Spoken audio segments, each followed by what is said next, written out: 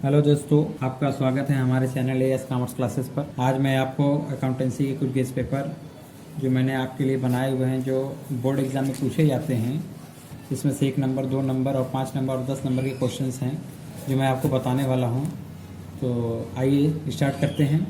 देखिए, जैसे कि इसमें पहला क्वेश्चन दिया हुआ है, जब साझेदारों को पूंजी पर ब्याज दिया जाता है तो उसकी गणना की जाती है। औसत पूंजी पर, दूसरा ऑप्शन है आपके पास आरंभिक पूंजी पर, और तीसरा ऑप्शन है आपके पास अंतिम पूंजी पर, और चौथा है इसमें से कोई नहीं। तो आपको इसमें अंतिम पूंजी पर लगाना है। यहाँ पे आई दूसरा क्वेश्चन है।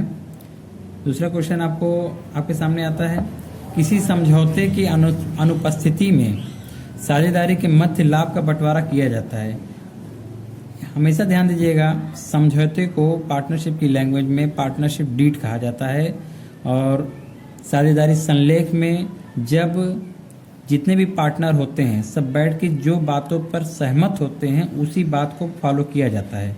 और यहाँ पे जब हमारे बीच में कोई समझौता ही नहीं हुआ है तो उस सिचुएशन में हम लोगों को जितना भी प्रॉफिट होगा हम लोग को समान रूप में बांट देना है। जैसे कि इसमें देखिए ऑप्शन में लिखा हुआ है, फर्म की पूंजी में अपने अंशदान के अनुपात में।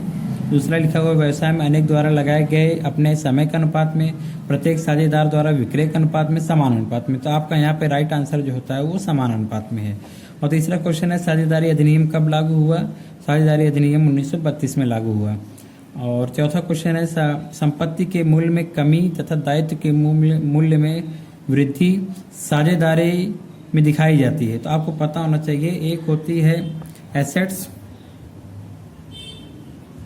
एसेट्स जब भी बढ़ती है तब हमारा फायदा होता है, और लायबिलिटी जब हमारी घटती है तब भी हमारा फायदा होता है।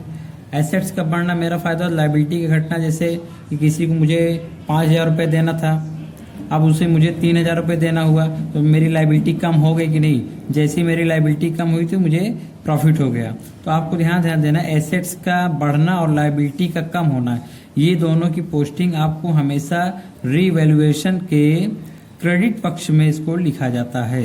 और सेम अपोजिट आपको ध्यान देना होगा, अगर एसेट्स मेरी कम होती है और लायबिलिटी मेरी इंक्रीज होती है तब उस सिचुएशन में हम लोग की पोस्टिंग जो होगी रीवैल्यूएशन के डेबिट में होगी, क्योंकि रीवैल्यूएशन अकाउंट जो होता है हमारा as like profit and loss account होता है, और हमारा रूल बोलता है कि all losses debit and all incomes and profit and gain credit.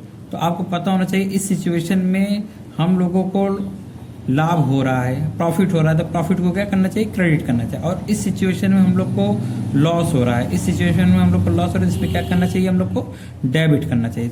तो यहाँ पे आइए देखते हैं, यहाँ पे लिखा हुआ है रीवैल्यूएशन पुनर्मूल्यांकन खाते के ऋणी पक्ष में, पुनर्मूल्यांकन खाते के धनी पक्ष में, पूंजी खाते में, चालू खाते में। तो आपको पता होना चाहिए, ऋणी को इंग्लिश में डेबिट कहते हैं और धनी को इंग्लिश में क्रेडिट कहते हैं। तो आपको आपका आंसर यहाँ पे क्या होना चाहिए? आपका आंसर यहाँ पे आपका पहला नंबर आंसर होगा। और आपके पास पांचवा क्वेश्चन आता है। पांचवा क्वेश्चन है, एक सामान्य साझेदार में सामान्य साझेदारी संख्या में साझेदारों की अधिकतम संख्या कितनी होती है? तो आपको यहाँ पे 20 लगा देना है। अब एक 6 नंबर क्वेश्चन आता है। 6वां नंबर क्वेश्चन देखिए, ए और बी 2:1 के अनुपात में साझेदार हैं। वे सी को 1/4 अंश के लिए प्रवेश देते हैं, जो अपने अंश की ख्याति के लिए 6,000 रुपये अंशदान करता है। फर्म की ख्याति का कुल मूल्य क्या है? तो आपको इसमें सीधा सीधा करना है, आपको कर देना है क्या कि नया पार्टनर जितने भाग के लिए आ रहा है वो 1/4 भाग के लिए आ रहा है, और कितना रुपए लेके आ रहा है? 6,000 रुपये। अब आपको पता होना चाहिए, अगर हमको पूरे फर्म की ख्याति ज्ञात करना है तो इसका हम लोग जस्ट अपोजिट कर देते हैं। इसका जैसे ही मैंने अपोजिट किया तो आपने इसका टेबल पढ़ा तो आपका आंसर आएगा 24,000। तो आपको यहाँ पे देखना है, पहला ऑप्शन आपका 14,000 है, दूसरा ऑप्शन आपका 16,000 है, तीसरा ऑप्शन आपका 20,000 और चौथा ऑप्शन है आपका 24,000, और यही आपका 24,000 राइट आंसर है। अब यहाँ ध्यान दीजिएगा, यहाँ पे क्वेश्चन नंबर 7 में भी बात आती है। क्वेश्चन नंबर 7वां क्या बोलता है? पुनर्मूल्यांकन खाते पर लाभ हानि खाते को सहा जाएगा।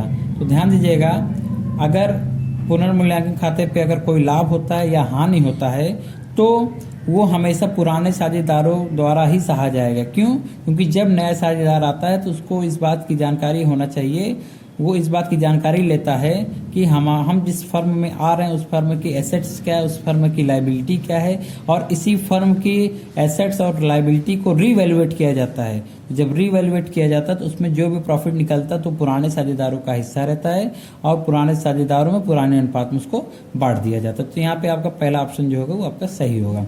और इसके बाद आपका 8वां नंबर आता है क्वेश्चन, नए साझेदार के प्रवेश के समय यदि ख्याति खाता खोला जाए तो इसमें डेबिट करना चाहिए। तो आपको हमेशा ध्यान देना है कि अगर ख्याति खाता खोला जा रहा है तो हमेशा ख्याति खाते को ही डेबिट किया जाएगा।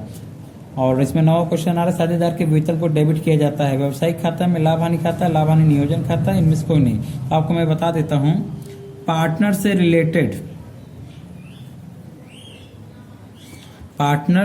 रिलेटेड जो अकाउंट तैयार होते हैं उसको हम लोग बोलते हैं प्रॉफिट एंड लॉस एप्रोप्रिएशन।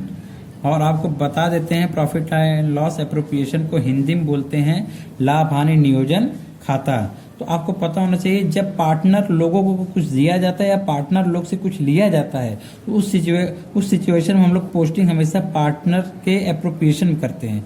आपको बता देते हैं, एप्रोप्रिएशन एक होता है और एक होता है चार्जिंग।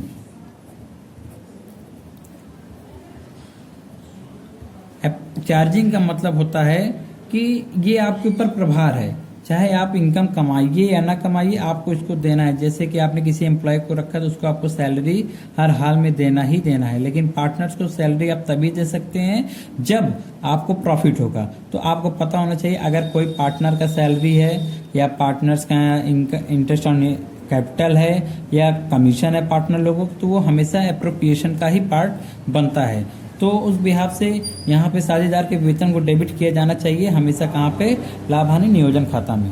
ठीक है।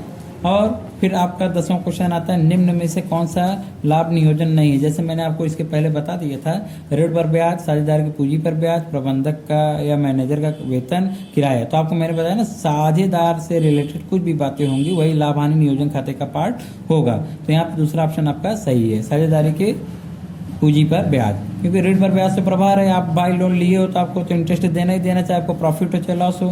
प्रबंधक या मैनेजर को अगर आपने रखा तो उसको तो आपको सैलरी देना ही देना है, किराया आपको देना ही देना है गोडाउन का। लेकिन साझेदार की पूंजी पर ब्याज आप तभी देते हैं जब आपको इनकम होती है। तो एप्रोप्रिएशन का पार्ट है, एप्रोप्रिएशन साझेदार के लिए होती है। 11 नंबर क्वेश्चन है, साझेदारी का पंजीयन कराना हमेशा जो होता है ऐच्छिक होता है। ठीक है। इसमें आपके 4 ऑप्शन है, अनिवार्य है, आवश्यक है, ऐच्छिक है, इनमें से कोई नहीं। तो आपको हमेशा ऐच्छिक लगाना होगा। दोस्तों उम्मीद है कि आपको हमारी ये वीडियो पसंद आई होगी और हमारी वीडियो को शेयर और सब्सक्राइब करें, और ताकि इससे आगे जो मैं क्विज पेपर बनाऊँ आपके पास पहुँचता रहे।